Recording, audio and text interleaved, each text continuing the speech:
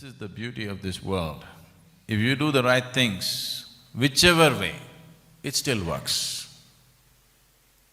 You do it crying, you do it with love, you do it with joy, you do it with hatred, you do it with anger. If you do the right thing, it works. This is the way of the world. As long as you're doing the right things, it doesn't matter how you do it, it still works. There is no such thing as only if you do it lovingly it'll work. No, if you do it lovingly, it'll be beautiful for you, that's all. The process will be wonderful for you, otherwise it'll be misery, but it still works. If you go and water these mango plants with great distress, still it works, mangoes will come. It's just that you can't enjoy it, somebody else will eat it. If you do it very joyfully, lovingly, the first sight of the flower, you'll notice it, maybe you will get to eat it. Otherwise, you may not eat it, but it still works. So, this is the beauty of this existence. As long as you're doing the right things, it works. How you do it will decide the quality of your life, not whether it happens or not, it'll anyway happen. It once happened, there was a chicken farmer. You know, the chicken farmer, a poultry farmer.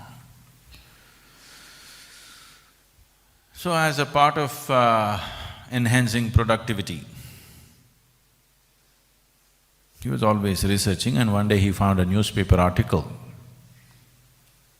about how a man set a record by laying 24,000 bricks in a day, bricklayer. So he was very inspired. He cut this article out of the newspaper and he was taking it into the poultry. People asked, what are you going to do? Where are you going?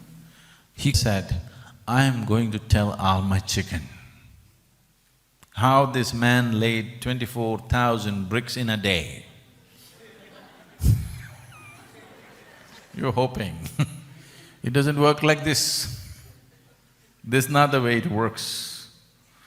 A man laid 24,000 bricks, you tell your chicken, it's not going to lay 24,000 eggs for you. It doesn't work that way.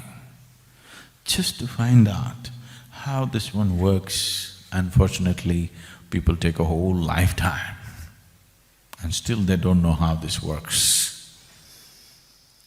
If you understand this much, that if you raise beyond your discrimination and if you're able to look at everything as one, if you have only one eye for everything, for this one kind of eye, for this another kind of eye. No, not that. You have only one eye for everything. If you're like this, suddenly your body will be full of light, it works. This one thing, just this one thing.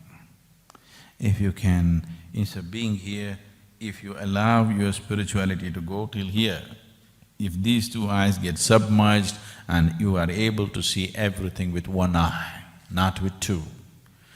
You like this person, you don't like this person, you love this person, you hate this person, you are all okay with this one, not okay with this one. This one is nice, you can't stand that one. If you just transcend that, if you're able to look at everything with one eye, sadhana will go to a different dimension altogether. This one thing you must do. Otherwise, lighting up takes a lot of effort. If you want to light up without this, it takes phenomenal effort and it dissipates very soon. See, when you're looking at your life only as a survival process, discrimination is a must. You walk out on the street, you are like any other animal in the forest, constantly looking, who is okay, who is not okay, where is the danger, where is a friend, where is an enemy, constantly looking at. If you live in that condition, survival gets taken care of, yes. But this discriminatory process, if it exceeds its limits, then everything in the existence becomes fragmented and the chances of ever you lighting up becomes remote. It is useful only for survival. If you want to look at life, if you want to perceive life for what it really is, you need one eye, not two. The two will help you to survive, and that's all. It is just that over a period of time, survival, the word survival might have gotten complicated. No, that is not it, it's not just survival. To carry my profession, to pursue my career, to do this, to do that, I need discriminatory mind. It is just that you have complicated your survival process, that's all. What used to be just food in the stomach at one time, survival, now it has become many things. The survival process has gotten extremely complicated. As the so-called civilization happens, people did not get really civilized. They complicated their savagery. Simple savagery was you saw a man, if you didn't like him, you speared him. The simple savagery. Now it's very complex. If you don't like somebody, you write a wrong article in the newspaper, not mentioning anything about him, but you'll maul him in a million different ways. So constantly going on complicating the survival process will present you with many problems, and of course you could find solutions. You could busy yourself in inventing problems and finding solutions. What is the solution ultimately? You will see if you go like this, the only relief, both for the people who believe they are finding solutions and people who are straightforward about creating problems and people who create problems in roundabout ways. For both of them, the only relief ultimately will be to rest in peace, because that's the only time they will know what it means to at least lie down in one place without rolling within themselves all the time. Not one moment of stillness will you ever know. If you have not known the beauty and immensity of being still, to put it simply, you're actually ill.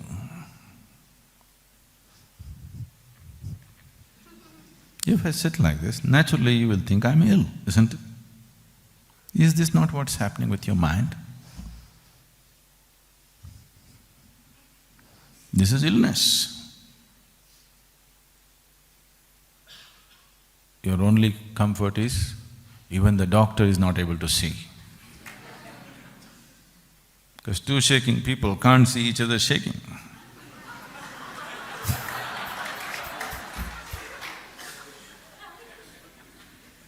If you can't get a handle on this life, do you believe that you have any grasp of the whole cosmic scape or any other aspect of life? You think it's possible? It is just that you will become dedicated to your psychological process. What's happening in your mind? Your thought and your emotion becomes of paramount importance. When your thought and your emotion becomes paramount importance, to put it very simply, what it means is your petty creation has taken precedence. It has become far more important than the grandeur of the Creator's creation. That's all it means.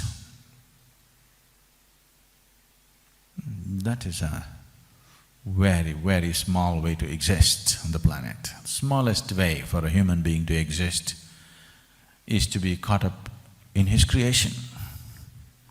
Because what you can create here, whoever you may be, however powerful you may be, however capable you may be, what you can create is so petty, compared to the scape of creation that's already happened. If you want to know life, if you want to taste life, if you want to suck the sap of life, it's never going to happen through your psychological process. Brahmananda Swarupa Isha Jagatisha Akhilananda Swarupa Isha Mahesha